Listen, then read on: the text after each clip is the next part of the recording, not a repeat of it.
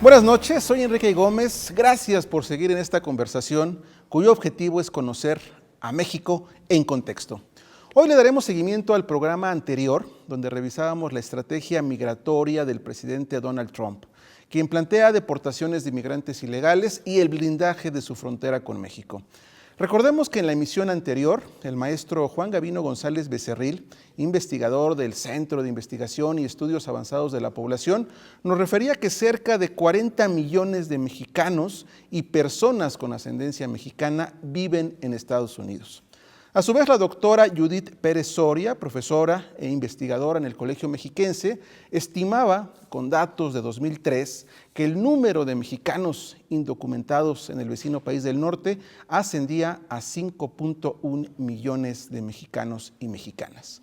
Hoy seguiremos abordando las alternativas de los migrantes ante este embate de Estados Unidos, pero enfocándonos a cuál será el destino de los mexicanos deportados, es decir, ¿qué alternativas económicas, políticas, sociales deben generarse en México para que estos connacionales puedan avanzar hacia un bienestar, hacia un salario más digno, hacia una vivienda más digna? En este análisis me acompaña esta noche Ana Elizabeth Jardón Hernández, profesora e investigadora del Centro de Investigación en Ciencias Sociales y Humanidades de la Universidad Autónoma del Estado de México. También estarán en esta conversación Esteban Esteves, integrante de la Red de Pueblos Transnacional en Nueva York, Pueblos Transnacionales en Nueva York, y Habacuc López, presidente del Club Social Mexiquenses del Sur, organización que agrupa a mexiquenses radicados en Illinois, Estados Unidos. Pues vamos a comenzar. Antes de comenzar con la conversación, vamos a ver una cápsula que ha preparado nuestro equipo de producción.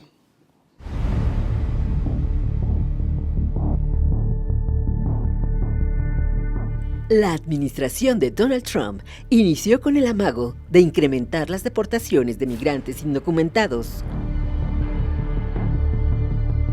Los migrantes mexicanos saben de la magnitud de dichas deportaciones, pues en los últimos 35 años, las distintas administraciones de Estados Unidos han repatriado al menos a 19.263.959 mexicanos y mexicanas, de acuerdo con cifras difundidas por el Gobierno de México. En este periodo, durante los dos mandatos del presidente Bill Clinton de 1993 a 2001, ocurrió la mayor cantidad de deportaciones, al sumar 7.447.247 personas. En número de regresos forzados, le siguen las dos administraciones de George Bush, con 4.653.516 mexicanos y mexicanas, lo cual ocurrió entre 2001 y 2009.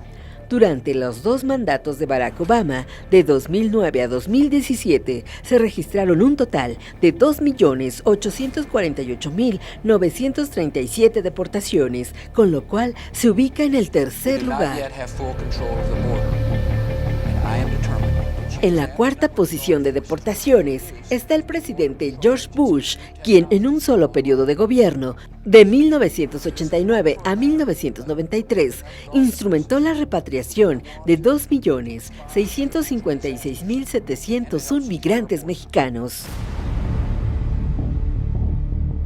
También con un solo mandato, de 2021 a 2025, la administración de Joe Biden se ubica en el quinto lugar de deportaciones, con 891.503.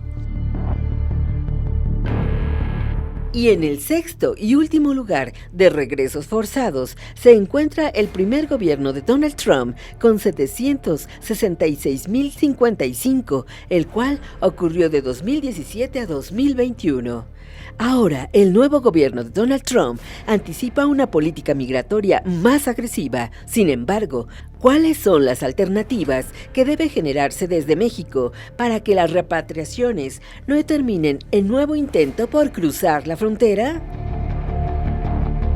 En este contexto, es clave la generación de entornos donde los migrantes deportados puedan reinsertarse adecuadamente.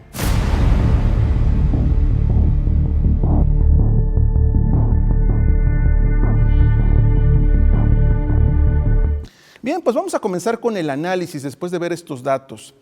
Primero que nada, doctora Ana Elizabeth, quisiéramos que hiciéramos un balance general. Se ha hablado mucho del contexto en el cual se darán las deportaciones anunciadas por el presidente Donald Trump. Se habla de que podría ser una deportación masiva, pero ¿realmente se llegará a los niveles de administraciones estadounidenses anteriores, como la de Bill Clinton, donde se llegó a una deportación de 7.4 millones de mexicanos? ¿O cómo será cómo se percibe, cómo se espera? Ok, pues muchas gracias por la invitación. Efectivamente, si hacemos un análisis de las estadísticas de cómo se ha venido comportando a lo largo de las diferentes administraciones, vemos que la tendencia es que el número de migrantes deportados ha disminuido. Pero también es importante considerar que hay ciertas eventualidades, que hay momentos específicos como el que estamos viviendo hoy en día, que supone también movimientos en las cifras. Podemos ver que puede aumentar o que puede bajar.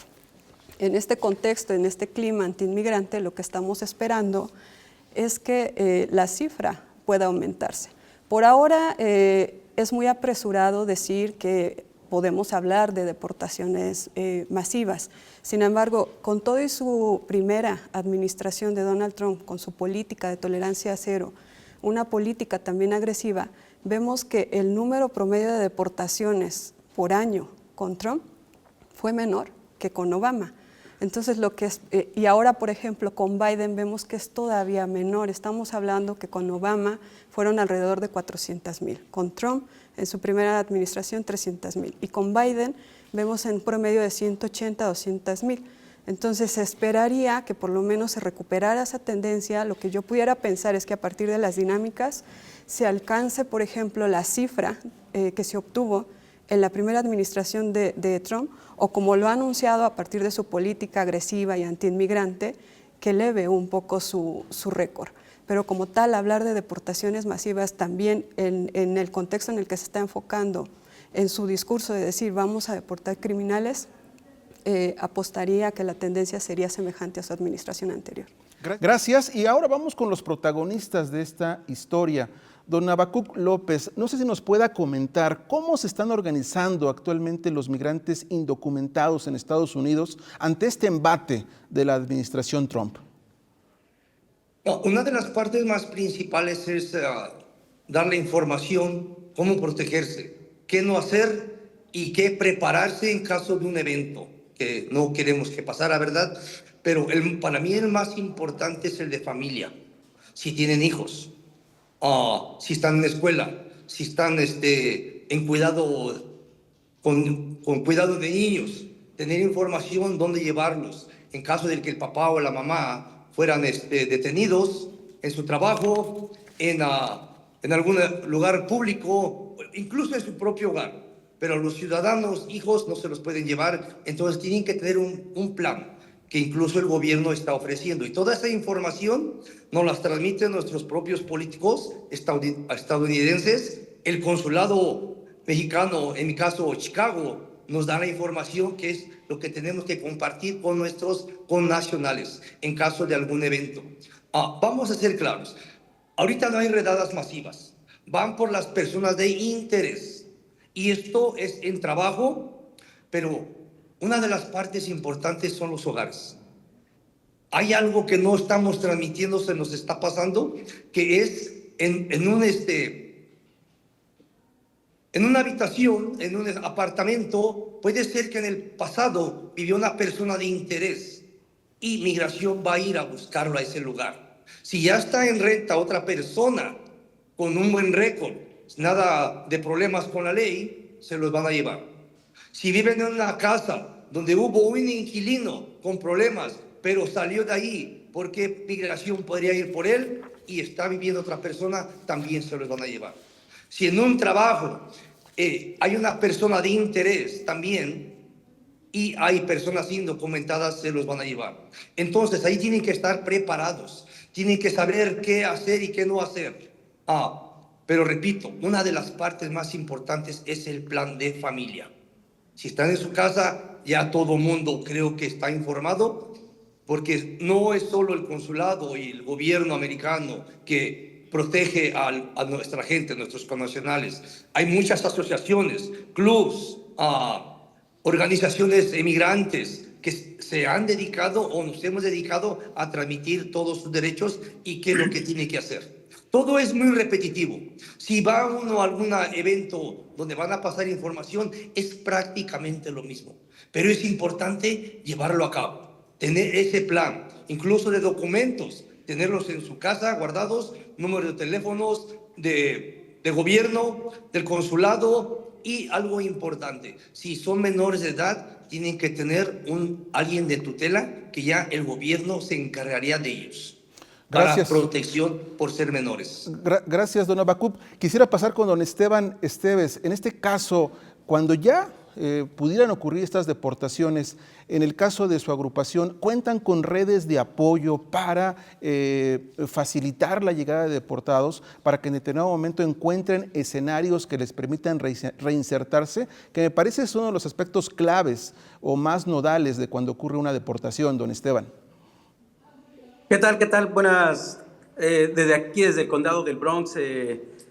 Pues sí, mire, fíjese que así como el compañero Habacuc lo acaba de mencionar, lo primero es tener un plan en la familia, qué hacer si alguien de los papás, sea la mamá, sea el papá, lo llegara a pasar. Entonces, tener un plan, qué hacer con los niños también.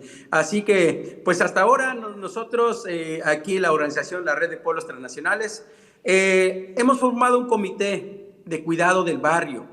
El comité de cuidado del barrio trata, así como su nombre lo dice, de cuidar nuestro barrio, nuestra comunidad. Desde nuestras comunidades hemos tenido siempre formas de cuidado ante situaciones que vulneran nuestra seguridad. Queremos replicarlo a través de este comité organizativo. En capitanes y capitanas y comisiones y comunitarias llevaremos a cabo estrategias para defendernos de distintos problemas que como migrantes enfrentamos: violencia policial, de la migra, violencia de género y violencia callejera. Así que hoy en la mañana les comento que pasamos algo, pues una de las compañeras nos avisa que están tocando su puerta y eso fue muy temprano, y así es que pudimos decirle: no abran la puerta, solamente dígales que les pasen, si traen una orden, que les pasen por debajo de la puerta. Y así es como lo hicieron ellos. Mientras la compañera se encierra con sus hijos, el hermano es el que se enfrenta a la puerta y se enfrenta a ellos en la puerta. Nunca abrió la puerta, solamente lo que hizo es pedirle que si llevaban una orden para qué persona. Ellos simplemente dijeron que sí llevan orden, pero que no lo pueden pasar abajo de la puerta porque le pueden tomar una foto, y que por eso no podían pasar el documento por debajo de la puerta. De acuerdo. Hay nada más precisar, en caso de que ocurra la deportación, ¿ustedes cuentan con alguna red de apoyo en México, en los lugares a los cuales podrían ser deportados algunos de los migrantes indocumentados? No, pues hasta ahora nos estamos comunicando también. Hemos trabajado de la mano con organizaciones allá en la Ciudad de México. Por ejemplo, cuando hemos mandado a nuestros hijos a que vayan a nuestros pueblos a conocer sus raíces, hemos mandado niños, 2018, 18 niños y niñas. Entonces, tenemos comunicación con ellos, estamos haciendo lazos con ellos para platicar, y pronto estaremos informando con qué organización vamos a trabajar allá en la Ciudad de México. Gracias, pues es un problema complejo, estamos ya dando los primeros antecedentes, pero vamos a un corte y regresamos aquí a México en Contexto.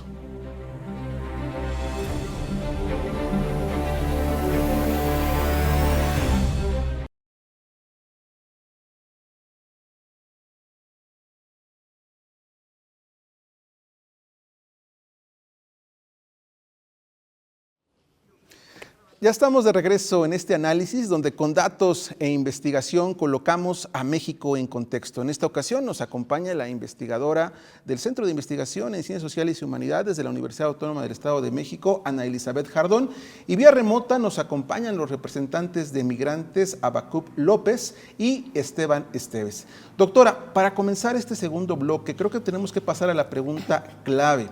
¿Cuáles serían las condiciones que se necesitan para que los apoyos que está otorgando el gobierno federal, el gobierno de México, realmente redunden en un bienestar para los migrantes, que tengan un salario digno, una vivienda digna, claro, en el escenario donde ellos se quedarían ya en México y no retornarían a Estados Unidos?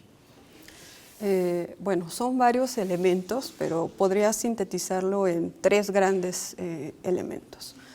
Uno, es necesario que iniciativas como la que hoy en día se está promoviendo, México te abraza, se piensen en un marco más amplio. ¿A qué me refiero con esto? Que es necesario colocar el tema de las migraciones y ahora de manera específica el tema de las deportaciones en la agenda gubernamental. Aprendiendo sobre todo de lo que han sido experiencias previas, porque no es el primer momento de deportaciones que tenemos de mexicanos que son devueltos desde Estados Unidos. Ya previamente habíamos tenido la estrategia de repatriados trabajando, que posteriormente se convierte en Somos Mexicanos y de ahí se desprende el subprograma Repatriados Trabajando. En la administración anterior también se tenía la estrategia interinstitucional de apoyo a las familias de migrantes retornados. Es decir, se han establecido varias estrategias. El tema es que la condición que necesitamos es una política que sea continua, una política que sea sostenible, que cuente realmente con esa estructura y ese soporte interinstitucional, que haya una conexión entre las dependencias que están aperturando y ofreciendo estos diferentes servicios a la población deportada. Y sobre todo que se garantice que se va a tener el presupuesto suficiente para poderles apoyar. ¿Por qué? Porque con esto podemos avanzar hacia el paso que sigue, garantizar la creación de empleos dignos y decentes. Aquí también ya se ha anunciado que se están creando o ya se crearon 35,000 empleos, pero todavía no se define bajo qué condiciones, ¿no? Y ese es el gran reto. Necesitamos que para asegurar que la persona migrante no intente regresar, y bueno, no podríamos asegurarlo del todo, porque finalmente hace un momento señalaban un tema muy importante, el tema de la familia. Si la familia se queda en Estados Unidos, sea el apoyo que sea que le ofrezcan a la persona migrante, va a intentar regresar. Pero uno de los elementos también a partir de las diferentes investigaciones que se han realizado, que podría en algún sentido retenerlos, es el hecho de poder contar con un trabajo digno, y no en otro país, no en otra entidad federativa, sino dicen contar con un empleo digno en mi lugar de origen. ¿A qué nos referimos con este empleo digno? Un empleo que permita superar, por ejemplo, las condiciones de vulnerabilidad, las condiciones de precariedad, de temporalidad, de irregularidad, que generalmente son el tipo de ofertas laborales a las que pueden acceder. Y esto tenemos que comprenderlo también en un marco más amplio. ¿A qué me refiero con esto? Que no solo es la dimensión laboral. Es necesario que esta, como lo ha mencionado, tenga un diálogo con la cuestión de una inserción integral. Es decir, esta inserción donde vemos también que se les debe de garantizar el derecho a que puedan acceder a una vivienda, el derecho a la no discriminación, el derecho a la salud, que ese es un tema también muy importante en términos de las afectaciones con las que están retornando, dado el temor, la violencia antiinmigrante, bajo situaciones que se sienten vulnerados. De acuerdo, sin duda es todo un reto. Y don Esteban Esteves, en este contexto de los apoyos que se están anunciando para los migrantes que sean deportados, ¿ustedes ven atractivos estos apoyos o qué más se requeriría en caso de los migrantes o en el caso de los migrantes indocumentados que sean deportados?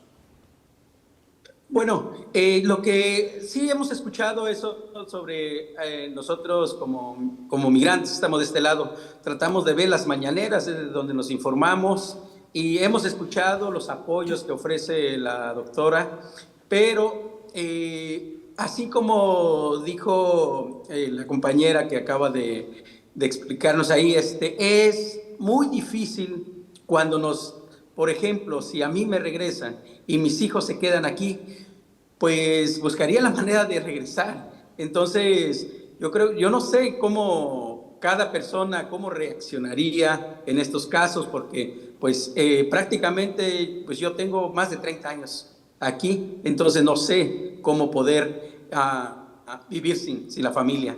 Entonces, todavía hemos estado viendo los apoyos que ofrecen, pero en verdad que no lo hemos analizado bien todavía.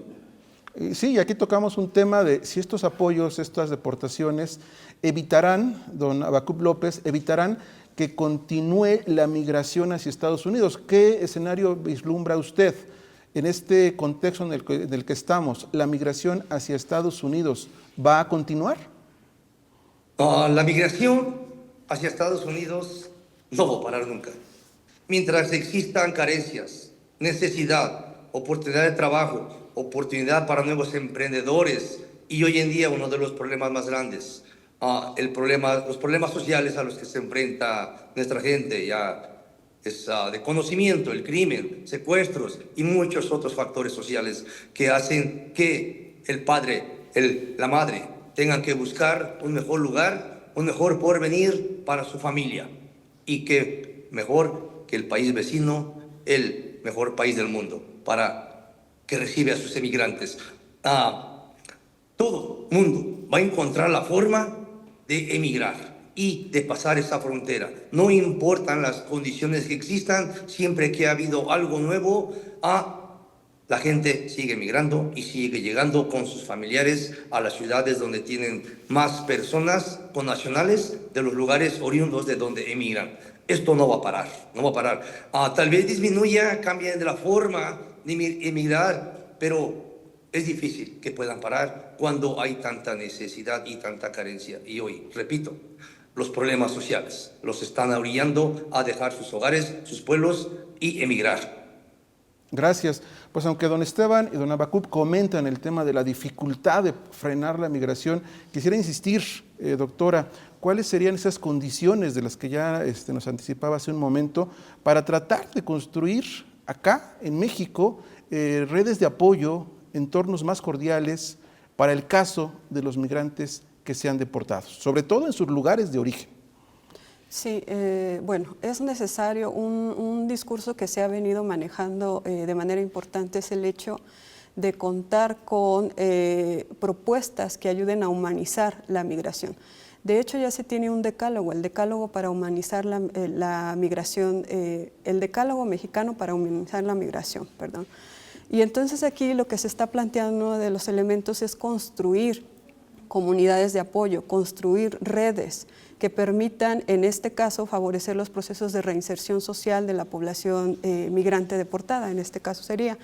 ¿Qué se requiere? La intervención de diferentes actores. Entre estos actores están, por ejemplo, los organismos internacionales, con la información y el apoyo financiero que proporcionan el mismo gobierno, ¿no? A través de la generación de estrategias específicas. Los funcionarios, porque muchas veces los funcionarios, al tener un desconocimiento sobre el tema, son ellos mismos los que replican las prácticas de discriminación. Y la misma sociedad, como sociedad no estamos preparados, hay un rechazo hacia el propio mexicano. Entonces es una combinación de diferentes acciones con diferentes actores que tienen que hacer parte del proceso para garantizar estos procesos de reinserción, de apoyo y de no discriminación de la población migrante. Gracias. Bien, pues se nos termina el tiempo, pero pues podemos seguir conversando en próximos programas sobre este tema. Quisiera, don Habacuc, don Esteban, que pudiéramos hacer un recuento menor a un minuto para que pudiéramos cerrar el programa. ¿Cuáles serían sus conclusiones a manera de diagnóstico, a manera de panorama de lo que están viviendo? Don Esteban, quisiera comenzar con usted. ¿Cuáles serían sus conclusiones o su aportación final a este programa? Bueno, lo que yo, mi conclusión es que pues tenemos que seguir cuidándonos nosotros aquí, tanto aquí ahora sí con nuestra comunidad, es lo único que nos queda, cuidarnos, tratar de dar información, como también el compañero Habacuc dijo, de que pues lo que nos queda es dar información, así apoyarnos también en el consulado y pues nada, seguir entre nosotros. Sabemos hacerlo nosotros desde en tiempos de pandemia, lo hicimos, nos cuidamos entre nosotros. Así que, pues, a seguir apoyándonos entre nosotros. Aquí en nuestra organización donde pertenezco, venimos de diferentes pueblos. La mayoría somos hablantes en diferentes lenguas maternas. Por ejemplo, en mi caso, yo hablo náhuatl y pues no queda más que apoyarnos entre nosotros. Y ojalá que el gobierno también de allá, de nuestro país, siga empujando, siga manifestándose a favor de nosotros, que solo venimos a trabajar y a mantener nuestras familias. Gracias, don Esteban, y por supuesto que no están solos. Don Habacuc, sus conclusiones, ¿con qué podríamos cerrar este programa? Para nuestros connacionales, una parte muy importante es no manejar, no ir a lugares públicos, a la iglesia, a las tiendas. Para esto, nosotros los que somos ciudadanos americanos o que tenemos estatus legal, tenemos una responsabilidad de apoyar a nuestros connacionales que carecen de un estatus migratorio. Esa parte es bien importante. La otra, y para mí es la que estamos trabajando en conjunto con otras organizaciones, es buscar cómo obtener visas de trabajo para nuestras personas que quieran emigrar y puedan regresar con sus seres queridos, que no hagan su vida allá, si es posible, ¿verdad? Y con este tema de migración y las deportaciones, creo que es una de las oportunidades más grandes que tenemos para que nos permitan abrir oficinas para reclutar trabajadores, pero con un plan bien hecho, con un currículum de las personas, qué tipo de persona va a recibir la compañía, porque ya tenemos documentado qué es lo que ocupamos. Ocupamos muchos patrocinadores, ya sean agrícolas, avícolas, empacadoras de carne, centros comerciales. Es muy amplio, es una ventana que se abre grandísima, y si podemos obtener patrocinadores y que el gobierno americano nos permita abrir oficinas donde la gente puede ir a aplicar, pero con su currículo, quién es, qué edad tiene, qué oficios tiene, familia, todo, para que sepan lo que van a obtener. Creo que sería un gran logro de poder realizarlo. Gracias, propuestas sin duda interesantes. Y doctora, con esta experiencia que hemos recabado hoy en este programa de los protagonistas de esta situación migrante, ¿cuáles serían sus conclusiones? Bueno, a mí me gustaría insistir en la urgente necesidad de que el gobierno mexicano cuente con una auténtica política migratoria desde una perspectiva integral y de derechos humanos. También quisiera enfatizar en la necesidad de generar información que nos permita conocer con detalle quiénes son las personas que están regresando, cuáles son sus necesidades y, por supuesto, crear diálogo con diferentes actores para que se les pueda dar un seguimiento adecuado y no se trate de estrategias aisladas y esporádicas que respondan a la coyuntura, sino que realmente estén enfocadas a los procesos de reinserción social de esta población. Pues gracias, pues muchas gracias a don Habacuc, a don Esteban Esteves, a la doctora Ana Jardón. Pues las deportaciones han comenzado en la administración de Donald Trump.